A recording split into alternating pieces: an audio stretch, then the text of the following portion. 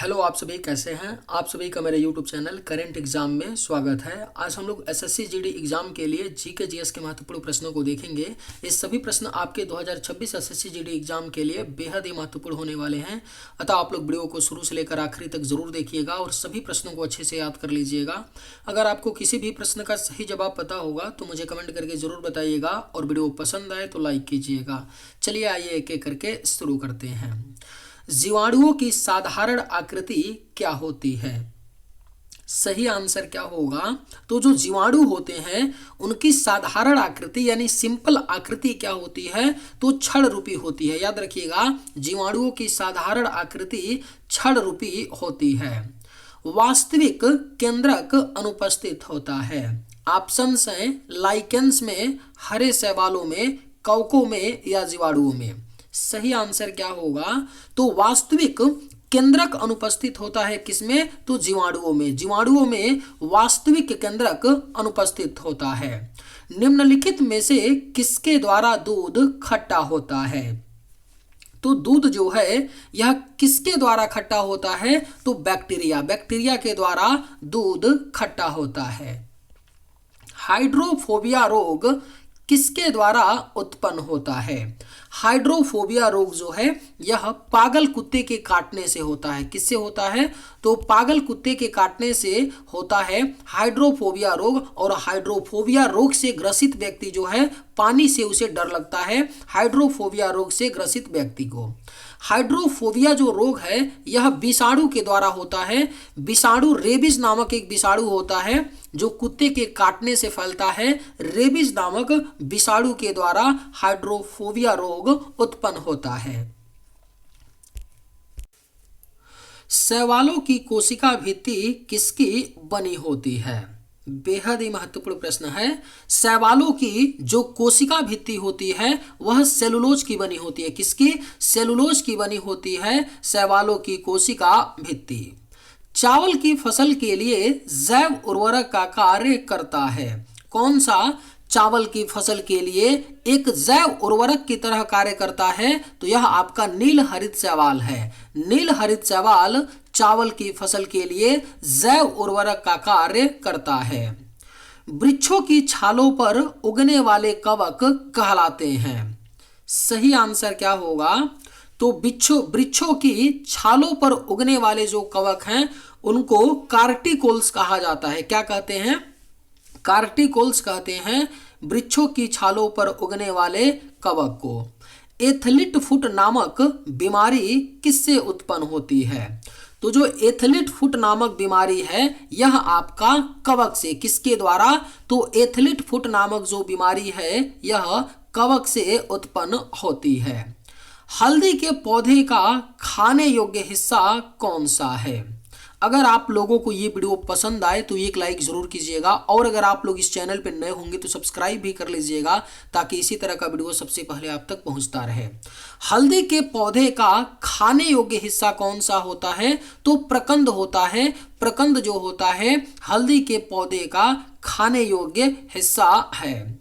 Ornithophily परागण होता है। ऑप्शंस है वायु द्वारा, मानव द्वारा, पक्षियों द्वारा या चमगादड़ों द्वारा। सही आंसर क्या होगा? तो ऑर्निथोफिली जो परागण होता है यह पक्षियों के द्वारा होता है। ऑर्निथोफिली परागण।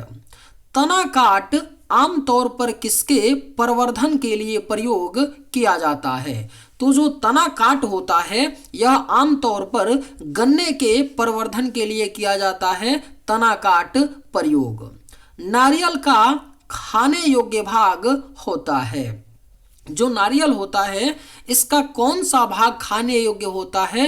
तो भ्रूणपोष। जो भ्रूणपोष होता है वह नारियल का खाने योग्य भाग होता है। आम का वानस्पतिकी नाम है। जो मैंगो होता है आम, इसका वानस्पतिकी नाम क्या होता है? तो मैंगीफेरा इंडिका। आम का वानस्पतिकी नाम होता है मैंगीफेरा इंडिका। कुनैन प्राप्त होता है। जो कुनैन है यह किससे प्राप्त होता है? तो सिनकोना से। किससे? तो कुनैन जो है सिनकोना से प्राप्त होता है। तंबाकू की पत्तियों में होता है। जो तंबाकू है इसकी पत्ती में क्या होता है, तो निकोटीन होता है। तंबाकू की पत्तियों में निकोटीन पाया जाता है। दालचीनी पेड़ के किस भाग से प्राप्त की जाती है? जो दालचीनी होता है जिसका प्रयोग मसालों में किया जाता है, यह पेड़ के किस भाग से प्राप्त किया जाता है, तो छाल। पेड़ के छाल से दालचीनी प्राप्त किया जाता है। क्लोरोफिल में कौन सा धातु आयन पाया जाता है? बेहद ही महत्वपूर्ण प्रश्न है, स्टार मार्क कर लीजिए। क्लोरोफिल में कौन सा धातु आयन पाया जाता है? तो यह आपका मैग्नीशियम है। क्लोरोफिल में मैग्नीशियम धातु आयन पाया जाता है। प्रकाश संश्लेषण में पौधे कौन सी गैस का अवशोषण करते हैं? जब फोटोसिंथेसिस करते हैं पौधे, प्रकाश संश्लेषण, इस प्रक्रिया में कौन से गैस का अवशोषण करते हैं? तो कार्बन डाइऑक्साइड। प्रकाश संश्लेषण में पौधे कार्बन डाइऑक्साइड गैस का अवशोषण करते हैं। प्रकाश संश्लेषण का प्रथम स्थिर यौगिक है। जो प्रकाश संश्लेषण का पहला यानी प्रथम स्थिर यौगिक होता है वह फास्फोग्लिसरिक अम्ल होता है। क्या होता है? फास्फोग्लिसरिक अम्ल प्रकाश संश्लेषण का प्रथम स्थिर यौगिक है। पौधों की लंबाई में वृद्धि के लिए आवश्यक नहीं है। ऑप्शंस हैं कैल्शियम, नाइट्रोजन, फास्फोरस या सोडियम। सही जवाब क्या होगा? तो पौधों की लंबाई में वृद्धि के लिए जो आवश्यक नहीं होता है वह आपका सोडियम है। सोडियम पौधों की लंबाई में वृद्धि के लिए आवश्यक नहीं है। अग्निनीरजा रोग किससे संबंधित है? अग्निनीरजा रोग एक होता है, यह किससे संबंधित है? तो सेब से। अग्निनीरजा रोग जो है यह सेब से संबंधित है। सेलुलर और मॉलिक्यूलर जीव विज्ञान का केंद्र कहाँ स्थित है? तो जो सेलुलर और मॉलिक्यूलर जीव विज्ञान का केंद्र है भारत में, वह हैदराबाद में है। हैदराबाद में सेलुलर और मॉलिक्यूलर जीव विज्ञान का केंद्र है। हाइड्रोपोनिक्स किससे संबंधित है? जो हाइड्रोपोनिक्स होता है यह मिट्टी के बिना पौधों की वृद्धि से है। मिट्टी के बिना पौधों की वृद्धि से है हाइड्रोपोनिक्स संबंधित। नदियों में जल प्रदूषण की माप की जाती है। कैसे की जाती है? नदी में जल प्रदूषण की जो माप होती है वह ऑक्सीजन की घुली हुई मात्रा से, उस नदी में ऑक्सीजन की घुली हुई मात्रा से नदी में जल प्रदूषण की माप की जाती है। अमीबा का प्रचलन अंग है। जो अमीबा होता है इसका प्रचलन अंग क्या होता है? तो कूटपाद होता है। अमीबा का प्रचलन अंग कूटपाद है। हरा प्रोटोजोआ के नाम से जाना जाता है। वेरी वेरी इंपॉर्टेंट क्वेश्चन है। हरा प्रोटोजोआ के नाम से युगलिना, क्या? तो युगलिना जो होता है यह हरा प्रोटोजोआ के नाम से जाना जाता है।